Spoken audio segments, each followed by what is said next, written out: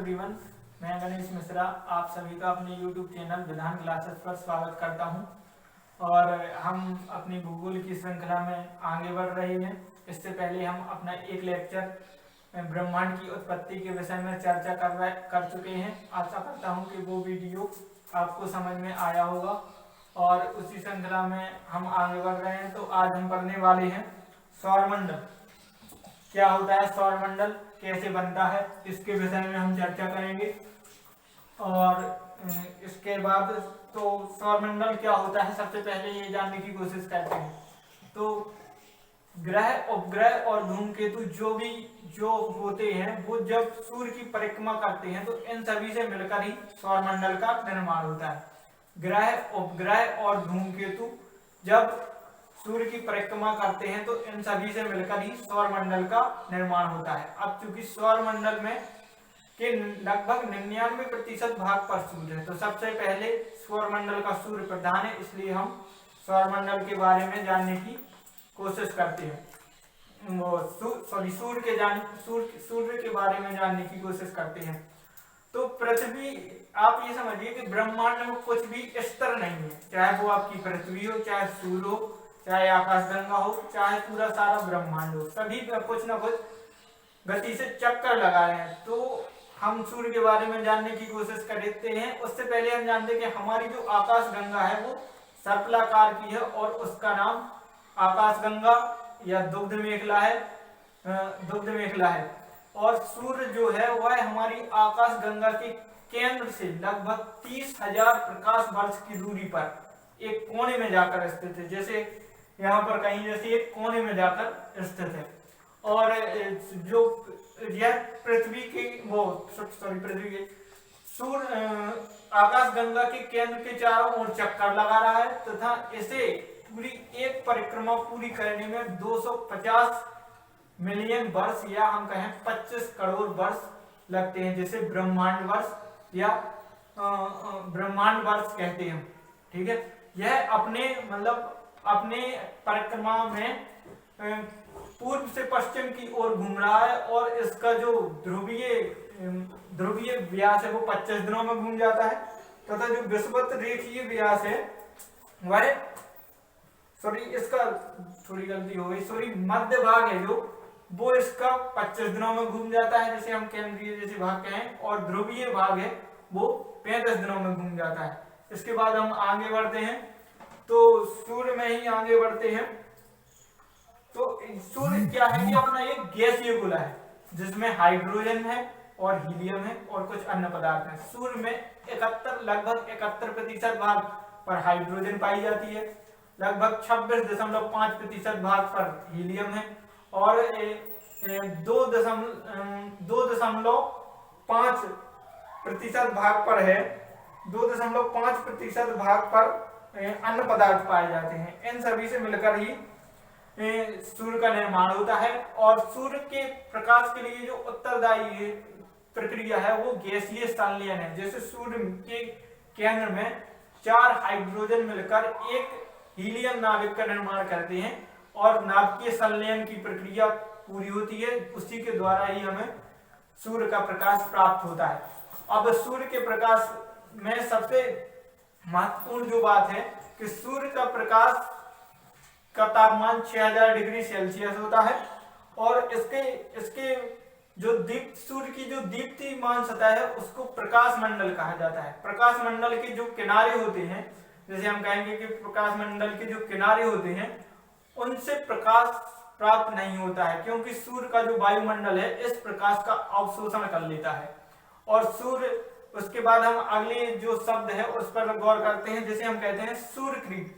सौर ग्रहण के समय जब हमें सूर्य की प्रकाश की प्राप्ति होती है तो उसे सूर्यक्रीट ही कहते हैं। इसे एक्स किरणें उत्सर्जित करता है और एक्स किरणें उत्सर्जित करता है तथा इसे सूर्य का मुकुट भी कहते हैं। अब सूर्य की आयु पर आते हैं, और जब पूर्ण सूर्य ग्रहण होता है तो सूर्यक्रीट के द्वारा ही हमें सूर्य का प्रकाश प्राप्त होता है। तो अब सूर्य की आयु के बारे में बात करते हैं। तो सूर्य की आयु 5 बिलियन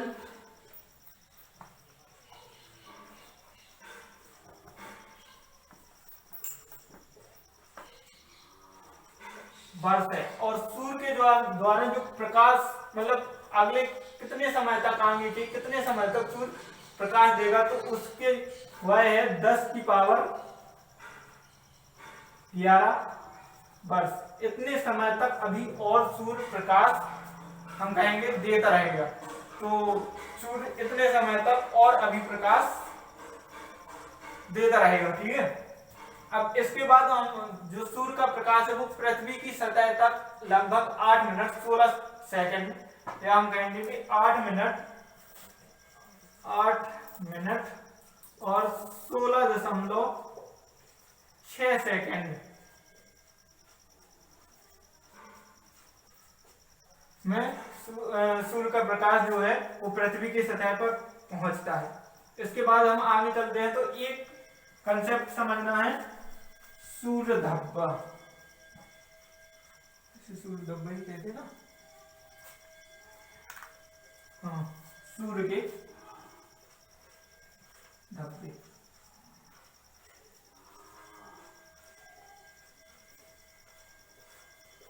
देखिए क्या होता है, सूर्य की जो सतह होती है उस पर धब्बे पड़ जाते हैं और इनका टोटल काल कितने वर्षों का होता है?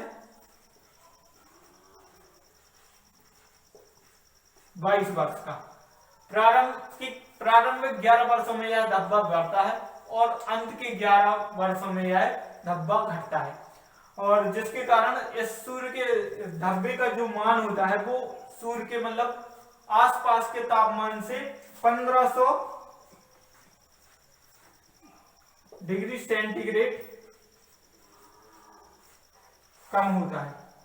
और इसके जो सूर्य पर ये धब्बे पड़ते हैं, इसी के द्वारा सूर्य पर झंझावात उत्पन्न हो जाते हैं, जिसके कारण हम रेडियो और टीवी में हमारे जो भी है वो विकार उत्पन्न हो जाते हैं। इसके बाद अगला जो हमें कंसेप्ट समझना है, इसके द्वारा रेडियो और टीवी में विकार उत्पन्न हो जाते हैं। इसके बाद जो अगला कंसेप्ट हमें समझना है वो है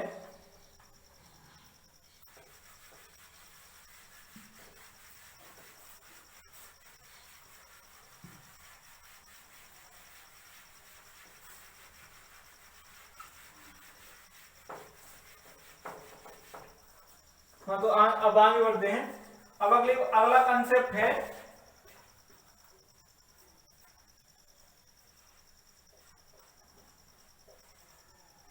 सौर ज्वाला। देखिए, सौर ज्वाला के उत्तरी ध्रुव को ऑरोरा क्या कहते हैं?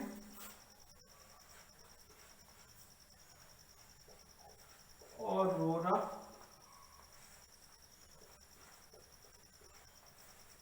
बोरियालिस।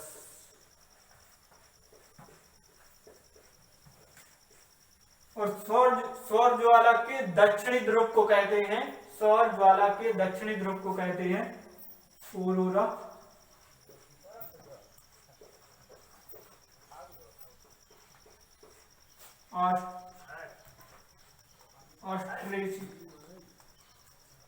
ऑरोरा ऑस्ट्रेलियस।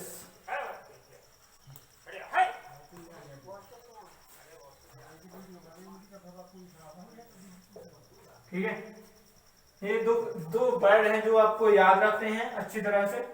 और जो सूर्य का व्यास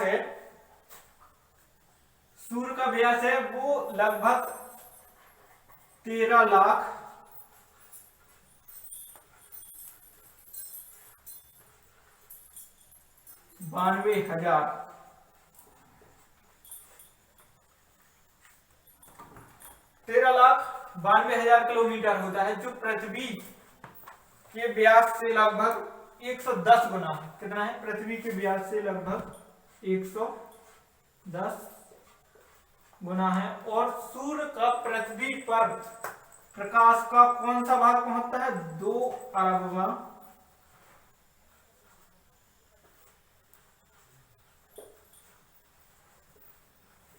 भाग। पृथ्वी पर सूर्य प्रकाश का 2 अरबवां भाग पहुंचता है। तो ये है सूर्य के पूरे कंसेप्ट। और हमारी पृथ्वी से सूर्य 13 लाख गुना बड़ा है, 13 लाख गुना बड़ा है। तो यह सूर्य के संबंध में जो भी अभी समझने वाली है बातें हैं। और अब हम सूर्य के विषय में कुछ महत्वपूर्ण तथ्य हैं जिसकी लिखने की कोशिश करते हैं। तो आप 1 मिनट में सौरमंडल तो सौरमंडल की ये कुछ महत्वपूर्ण तथ्य हैं जो आपको याद रखने हैं। सबसे पहले याद रखना है सौरमंडल सूर्य की परिक्रमा करने वाले ग्रह, उपग्रह तथा धूमकेतु से, यहाँ पर सॉरी थोड़ी मिलकर लिखना है, यहाँ पर आप लिख लेना,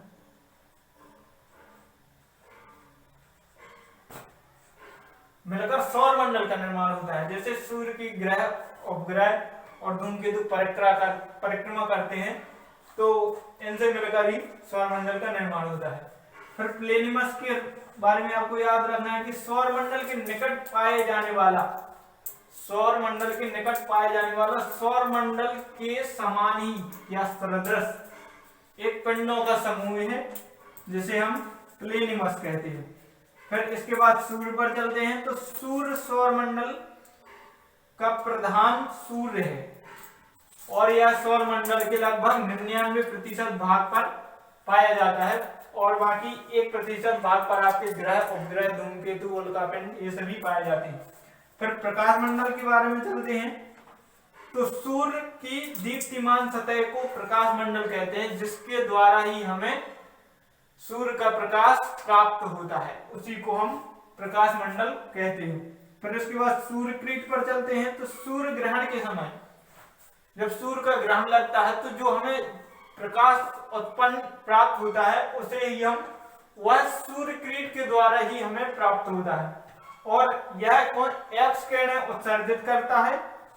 इसके साथ ही साथ इसका एक नाम और भी है जिसे हम सूर्य मुकुट कहते हैं, मतलब इसे सूर्य मुकुट के नाम से भी जाना जाता है। फिर नेक्स्ट घटना आपको याद रखनी है ऑरोरा बोरियलिस। सौर ज्वाला को उत्तरी ध्रुव पर, हमने बताया था उत्तरी ध्रुव पर ऑरोरा बोरियलिस कहते हैं। और यहीं पर एक घटना आपको और याद रखनी है,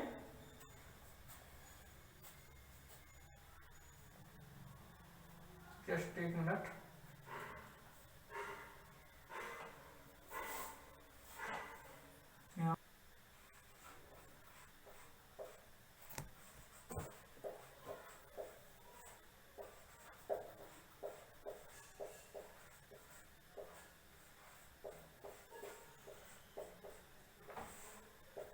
ये घटना, एक और घटना आपको याद रखनी है ऑरोरा ऑस्ट्रेलियस।